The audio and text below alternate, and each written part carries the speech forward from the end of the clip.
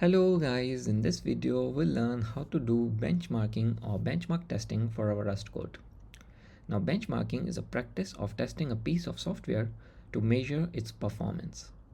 It allows us basically to understand how our software or the code is performing and where it can be optimized. So let's get started and understand this very crucial aspect of software development of benchmarking. So first of all, we'll move to our project explorer. Here we'll add a directory.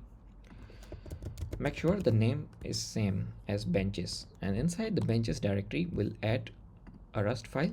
Now this can be any name that you want to give, but I'll just give my benchmark.rs. And once you add this, go to your cargo terminal file, and here we'll add a dev dependency as criterion with the latest version. And then the second thing we need is bench with the name as same as your benchmark file. So for me it's my benchmark, and then we'll say harness as false. And why do we add this? Because we want all the matrices to be used from criterion, not the default cargo or Rust metrics for benchmarking. So make sure to add this, and this should be the same as your benchmark file. Then build your project. And now let's go ahead and first of all we'll add a common skeleton which remains same across either of the code that you want to benchmark for. So let's first go ahead and add the skeleton. So we'll just say pub fn my benchmark. Again, the name of the function can vary, c and mutable, and we'll pass the criterion. Now here we'll just add our benchmarking code in a minute, and then we'll just say criterion group benches my benchmark. And the second thing we'll have to add is criterion main benches.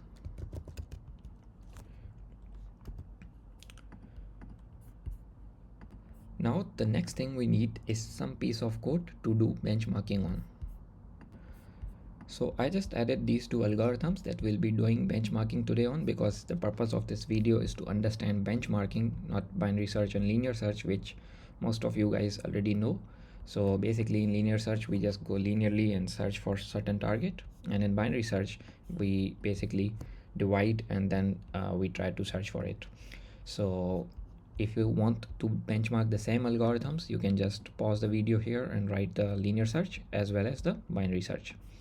So now let's go ahead and try to compare these both algorithms, and let's see which one is faster. So what we'll try to do is, in our skeleton code inside here, we'll first add an array of some data to do binary search on. So here we'll just say I32 and 1000 0 1000, and let's initialize our array with data.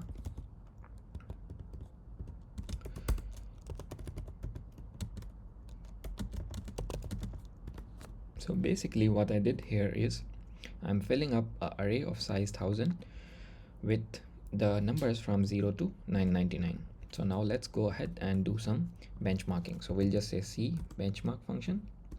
Now here we have to give some ID which will be used for generating our reports, which we'll see later, and make sure it's some unique and it also is understandable. So I'll just name it as search,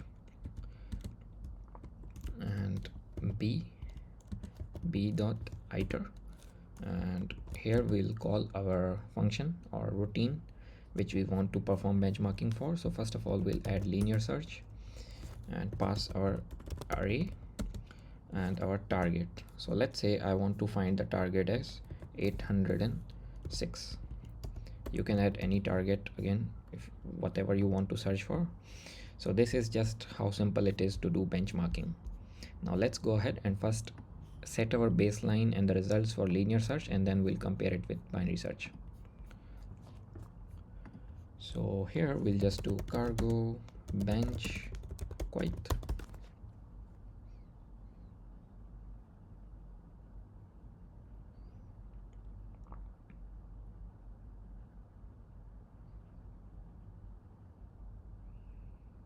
Okay, so as you can see, we have a time result which is it's taking certain nanoseconds to run, and we have our baseline setup. Now if we rerun again the same without any changes, basically it should show no changes because we didn't change any algorithm. We are running the same benchmark.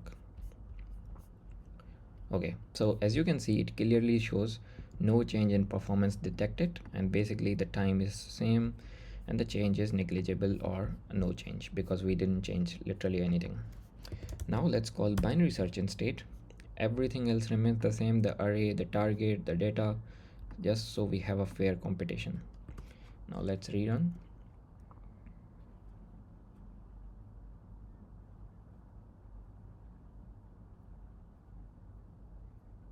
Okay, so as you can see, it clearly shows previously it was around 272 nanoseconds and now it's like 11 nanoseconds, and it clearly shows in green that the performance has improved. So that's how you can do benchmarking for your code, and we all know as well that binary search for sorted arrays is faster than linear search. So that's how it works. That's how you can do benchmarking for your code. Now let's go ahead and visualize our reports. So what you can do is just go to your project. Here in the target, go to criterion, search, make sure to go in the same key. So basically whatever the key you will set here, it will create a folder here. So go in the same, and in the report you just go to index.html and click of any of the browser you want to open this report on. So let's say I want to open it in Safari. Now let's go ahead and visualize. Okay, so as you guys can see, we have our metrics here in our Safari, and here is the understanding of the report, changes since previous benchmark, what are the changes, and changes in mean, changes in median. You can check basically everything, what was the difference. And as you can see, the green and red lines, and you can even click on these and see each of specific graphs. So basically it provides you a very detailed report as well for your benchmark testing or benchmarking. So that's it for this video, guys. I hope you guys understand this important concept of benchmarking your code in Rust. If you do, like the video, subscribe to the channel, share with your friends. I'll catch you guys in the next video. Thank you for watching.